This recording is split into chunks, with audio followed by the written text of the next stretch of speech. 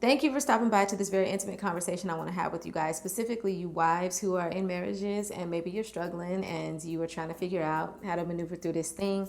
I got you, sis. In this video, I want to talk to you guys about 7 things that have helped save my marriage, and I'm going to talk to you a little bit about where I felt that my marriage was falling apart and why I implemented these things, not on purpose, not in any specific order, but I just think that it would be a good place to start.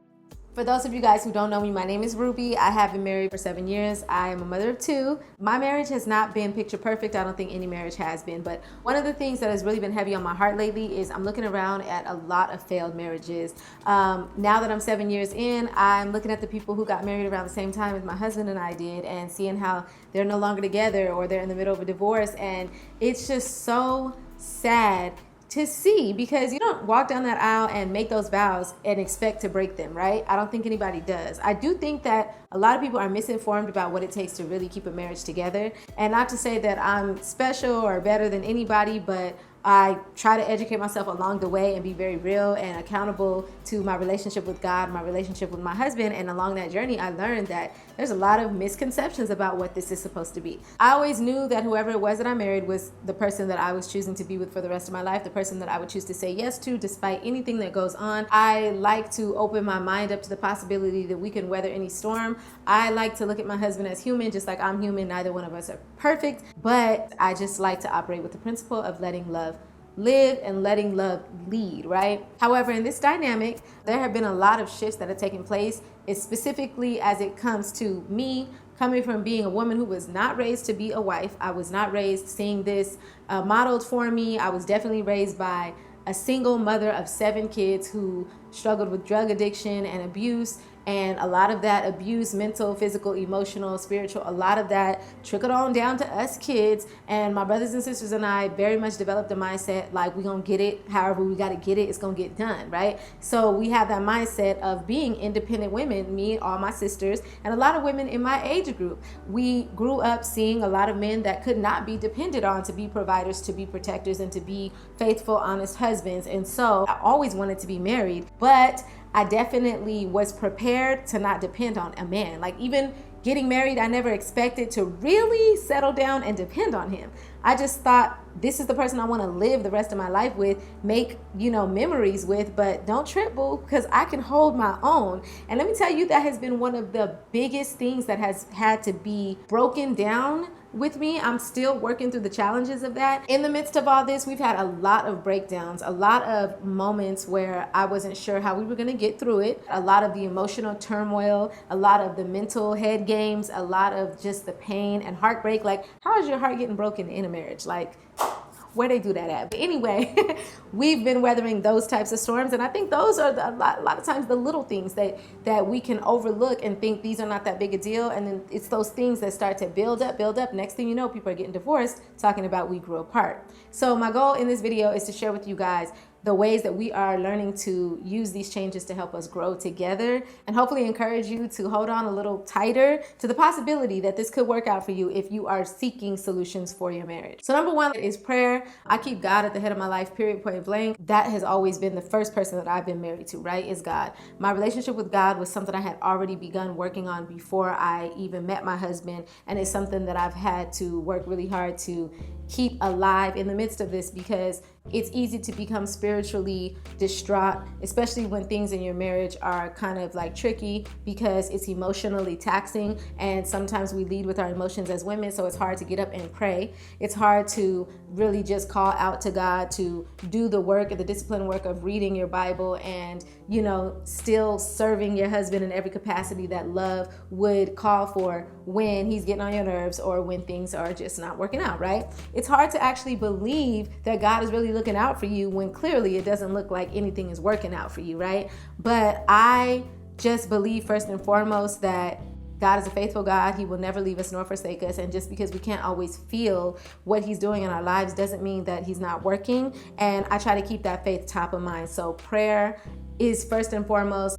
Number 2 are my influence selections, okay? This is huge. Like I said, I didn't grow up seeing this modeled for me, so I've had to learn to be very mindful of the people who I allow to influence me in my marriage. Not to say you can't learn from somebody who's not married. I'm not one of those people that's like, oh, you're not married, so I can't listen to you. Like, I can listen, but I am gonna be listening with a filter if you're not married. I try to be mindful of the TV shows that I'm watching, the music that I'm listening to, anything that I know is seeping into my subconscious brain that's going to subtly start to make me think about things that are not conducive to successful marriage.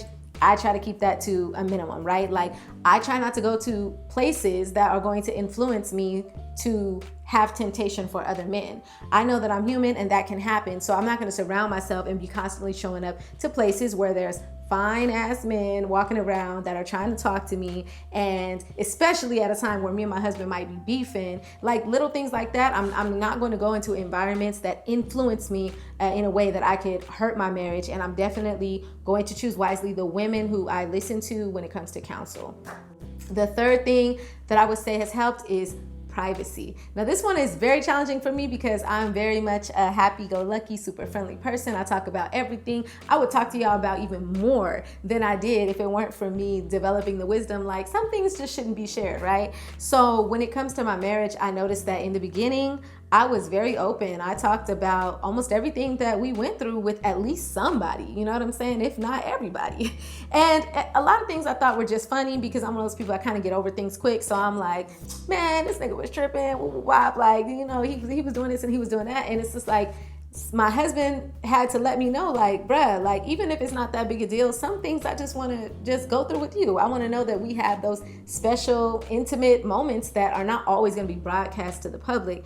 And I have learned if you are in a bad place with your marriage and they are listening to that information, even when y'all fix what y'all are going through, they still going to be looking at him funny. And this is the person who is the head of your life, who you have to respect and partner with for the rest of your life, and it just makes things more challenging. So I've been learning privacy. I can't say I got it down, but I can say that the more I've learned to respect the privacy and the intimacy of my marriage, the better that we get along, the more intimacy that we have, and the more comfortable my husband feels disclosing information to me.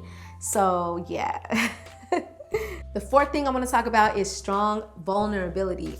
What that basically means is learning how to open up and be honest about how I'm feeling instead of always being like this tough, strong woman. Be honest about how I feel. Be honest about when something hurts. And even if something doesn't make sense, talk about it anyway because it's bothering me, rather than holding it in and then just blowing up on him one day. Because men don't like that. Husbands don't like that. They want to know, like, men are very simple. They want to know that they're coming home to a peaceful environment. They want to know that there's no drama fluctuating in the background, buried deep beneath. They're going to have to wake up to a pillow thrown at their face because you mad about something that they had no clue was even going on. Like, they would rather you just fill them in. And I think that for a lot of us strong-minded, independent women, it's hard for us because, number one, we're looking like, bruh, like, you don't know as many times as I've given you clues. You don't understand that this hurts me. You don't know that I wanted to be included in that. Like, all of these things, we're just assuming that they know. And I've had to learn to just be vulnerable, just be open and honest. But that doesn't mean that I'm going to be weak. That doesn't mean that he wants to take advantage of me. I had to learn how to find strength in my vulnerability, and I'm still learning that. Number 5, learning to apologize and be accountable. Sometimes I have pride behind my apologies. Like, sometimes I feel like, I'm tired of apologizing if you're never apologizing. But I am learning that my apology is not always just merited based on what actually happened and transpired, or if he earned it or if he deserves it. Rather, it's something to be given just out of empathy. Like, if a person is complaining about something to you, whether they're your husband or not, clearly they think that there's a problem. And even if you can't clearly see why that problem exists, sometimes it's good to just be like, okay, I'm sorry. Like, I'm starting to learn that it's okay to apologize more and to hold myself accountable to his needs, because it's not all about me. And the more that I learn this, the easier it is to get along with my husband, with the one who's supposed to be my best friend, like my safe space, like my person. It's okay for me to let my guard down and just be like, How can we fix this? Number 6 is probably my favorite one, and that is learning what love is and understanding love languages. Now, before my husband and I even got married, we did the love language test. If you guys haven't done it, I'll leave the link below, but I'm pretty sure you've heard about it by now. And so, we discovered the way in which we like to be loved and our natural tendencies toward showing our love to other people, right? And so we understood that, and we definitely started to practice it within our relationship, but like that mess evolves and it changes. Let me tell you, as you go through life with somebody, you might want to do that quiz again, as we did recently, and you might discover that your love language, your primary love language, has changed. So number 1, understanding each other's love language, but number 2, even most importantly, is understanding what love is. Now, I get my explanation and definition of love from the Bible. Love is patient, it is kind, it's not self-serving, like all of these things. Like, look it up, I'll pop it up on the screen right here. But really reading that through, memorizing that, and studying it and experiencing it in life, it helps me to realize that love altogether is selfless. It's really not about you. It's about God, and it's about giving to other people. And when you realize that choosing to be in a marriage is choosing to love someone unconditionally as best as you can. I don't think many of us actually fathom what true unconditional love is, but that's a whole other conversation. But at least trying to love someone unconditionally and understanding that love is not a feeling at all. And I talked about that in a previous video. Love is not a feeling. It may lead to a lot of really beautiful feelings, but in and of itself, it's not a feeling. And learning that has helped me to grow so much in this experience. And the 7th thing, the thing I want to really leave you with, is that I'm learning the art of femininity. Femininity, masculinity, that has been the subject matter of so many popular conversations lately, and I think for good reason. A lot of us women, we can put on the jewelry, the nails, makeup, and we are not feminine. We are these strong, masculine men. And I recently had a conversation with my husband. If you follow me on Instagram, you may have seen a little clip of it where he just basically told me, like, yeah, like, you're not that feminine. Like, you kind of carry yourself like you're trying to be an alpha or something. And I'm like, bruh, like, I never knew that. Ever. It wasn't until I started to really get into this, and I'm getting really deep into it right now, that I'm starting to really unveil all of the characteristics about myself that lack femininity. Masculine energy is drawn to feminine energy, and learning what feminine energy really is, how feminine energy is welcoming, is inviting, is peaceful, is not combative. So many things that really are different than my regular way of being with him, especially with him. Because like the person you're married to is the person that's getting all your good and your bad, right? So we might be in a conversation I'm very passionate about, and I'm cutting him off, and we're going back and forth. And in my mind, I'm like, man, I'm just telling you this in love. Why aren't you listening? And it's just like, masculine energy doesn't want to be told what to do. Like, they want to be inspired, right? And so learning to tap into the inspiring aspects of myself. Now, this is something that's very new for me. I actually just started this like 3 days ago, but the point is I'm learning to tap into my feminine qualities, and I am already starting to see a subtle shift in my husband's comfort with me. Right. So these are just 7 of the things that I have been implementing to really save my marriage. It's been a serious emotional journey for me, and I want to dive into it more deeply with you guys, because I really want to help those of you that want to evolve through this, save your marriages, prepare yourself for marriage if you ain't married yet, maybe go and revamp something that you had to put on hold for a while. I want to help you guys through it, and I want you guys to help me through it, okay? I want this to be an ongoing dialogue. So be looking forward to more videos from me. Hopefully I'll be starting my podcast soon, and if it has begun, it'll be linked in the description of this video, where we can really start to have some conversations. I can start doing some interviews down the line, and we can just really hash this thing out topic by topic. Let me know if you guys have any requests about this. Remember to be you, love you, make it all beautiful, and I will see you, or you will see me, on the next video.